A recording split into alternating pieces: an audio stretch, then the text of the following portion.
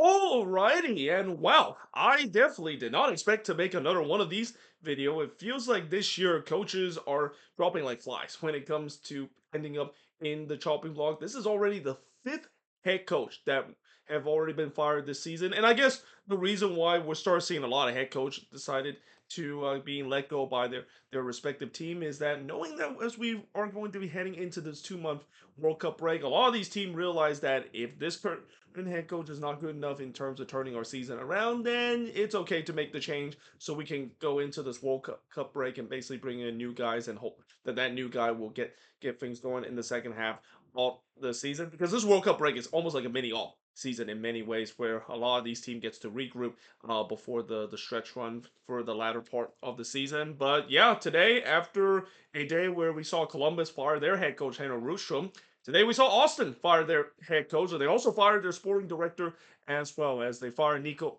Estevez and sporting director Rodolfo Borell. Now, what's kind of interesting is that I kind of called this when I did my review yesterday. I talked about how yesterday after the firing of Henry Rustrom, I had a feeling it feels like Nico Estevez time with Austin isn't going be that long. Now, I didn't think the fact that it was going to be just a day later that he, of course, officially being fired as the head coach of Austin FC. But you can kind of sense that there are definitely some pressure on Nico Estevez's hand. I mean, it's been a disastrous week for this Austin side, with them getting a 2-1 loss at home against Sporting KC, where they got absolutely outplayed by a Sporting KC side that was dead last in the standing, and then they got absolutely drilled by San Diego, who were coming into that game with a 10-game winless run, and then they almost lost to Minnesota as well. If it wasn't for a late Christian Ramirez goal, it would have been 0 points for Austin FC. It would have been probably one of the worst week we've seen the team has gone through doing a free games in 7 day stretch. And knowing the fact that when you look at the start that this Austin team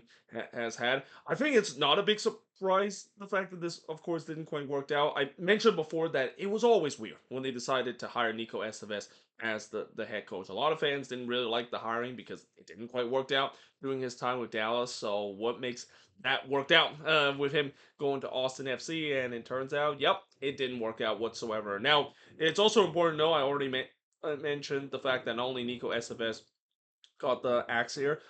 Their sporting director Rodolfo Burrow also got the axe as well, and this is kind of not a big surprise as well. Even though maybe some Austin fans feel like they were just gonna go with Nico Estevez and maybe keep Rodo around just for a bit, kind of similar to the situation where we saw with Columbus, where they decided to fire their head coach, but they're gonna let their sporting director or their GM live for a bit, but he's definitely gonna be under hot water, as I said, with Isa Tall after the firing of Henrik Rustrom.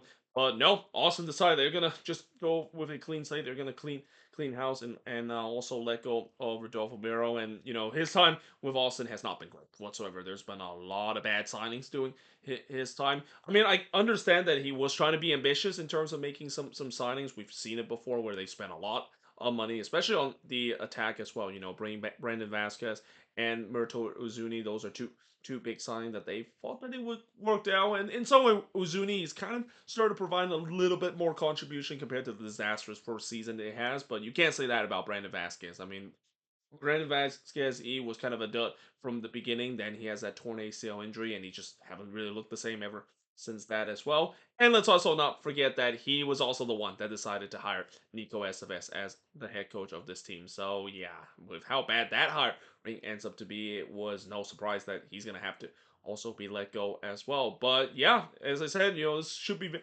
very interesting now that Austin is the latest team to fire their head coach, and I wouldn't be surprised where it might not be done with that just yet. In fact, I might even do a hot seat index tomorrow, looking at every single head coach because of the way that we already have 5 head coaches that got axed this year. I just have a feeling that I need to do another video of that because something tells me that we're not done when it comes to head coach being fired because of the way that heading into next weekend being the last match week before we have a 2 month World Cup break. We have a lot of teams that maybe are thinking to do the same thing of saying, well, we're kind of near the end of what is kind of like the first half of the MLS season before this long World Cup break that kind of acts as a mini off season. So this is kind of the time where if we feel like if we can turn things around and maybe make the change without have to worry about usually when you make a mid-season change it doesn't usually work out too well. Maybe you get like a new head coach boost a bit, but it doesn't really quite work out a bit.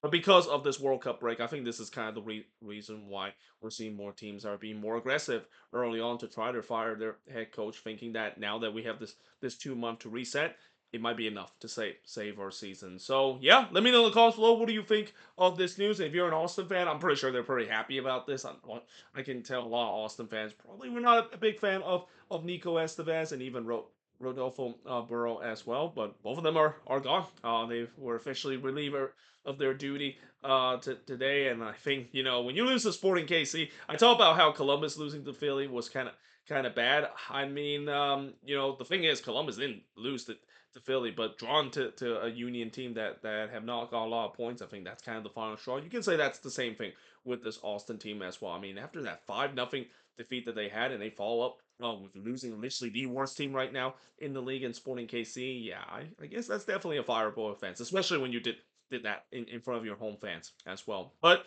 there you have it. That is pretty much it for this video. As I said, if you're an Austin fan, let me know in the comments what do you think about this, and let me know in the comments below who's going to be next in terms of end up in the chopping block. Because like I said, I don't think this is going to be the last head coach that we're going to see being fired before the World Cup break. But yeah, hope you guys enjoyed this video. If you do, make sure you guys see a like, smash the subscribe button, and yeah, I of course will see you guys next time.